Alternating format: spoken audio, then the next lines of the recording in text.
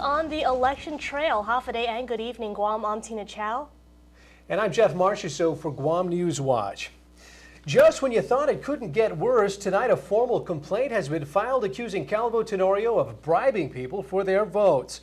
Guam News Watch tried repeatedly since 6:38 this morning to get a reaction from Calvo-Tenorio. We even waited at the business office of their campaign chairman until we could not wait any longer.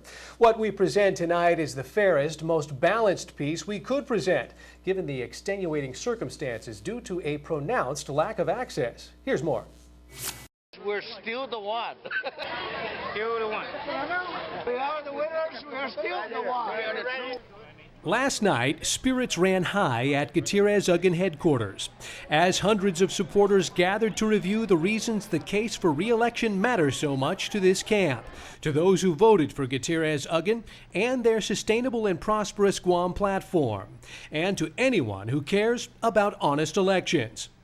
Today, Gutierrez-Uggan supporter Carlo Branch formally complained to Election Commission Executive Director John Blas, alleging that Calvo and Tenorio tried to buy off voters by paying for medical treatments, travel, and other favors, attaching 12 pages of names and over 300 alleged campaign spending violations by Calvo-Tenorio.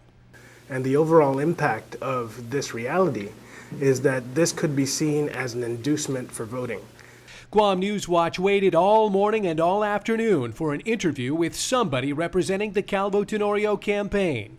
When a representative finally called back at nearly 3 p.m., offering an interview with Cal-10 campaign chairman Mike Benito, we rushed over to his Payless Supermarket's office, but the interview was delayed and we had to leave. Today is the day before Gutierrez-Uggan square off with Calvo-Tenorio in Superior Court. Gutierrez-Uggan are asking the court to toss out certified election results, giving a narrow margin of victory to Calvo-Tenorio on grounds of widespread election fraud and ballot mishandling. Cal-10 is asking the court to dismiss the case altogether. Meantime, concerned voter Branch calls Calvo-Tenorio to account. I know that some of the Calvo-Tenorio supporters will obviously say it's a part of our culture and, committees should have the right to support other individuals. Well, I'd just like to remind them that none of us should be in the business of deciding which laws we should and should not follow. And if you want an election system free of fraud, an election system which has as a fundamental tenet that no vote should be bought. This afternoon, the Election Commission's Complaints Subcommittee was still vetting a list of 46 other general election complaints and prepping for tomorrow evening's commission meeting. Subcommittee member Josh Tenorio expects Branch's voter bribery complaint will come up during Wednesday night's meeting. I'm pretty sure, yeah.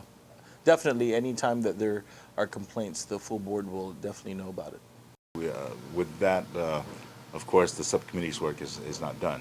So although tomorrow they would give a status report, it's possible that they will not be able not to complete that because one additional complaint has been filed. So that would have to go through the same process.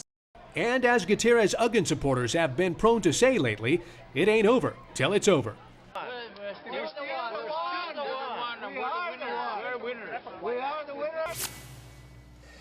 A Calvo-Tenorio media relations representative told us late this afternoon the Cal-10 team, that is, remains open to interviewing with Guam News Watch tomorrow. Meanwhile, the Guam Election Commission is set to reconvene tomorrow afternoon to continue talks about complaints filed after the general election.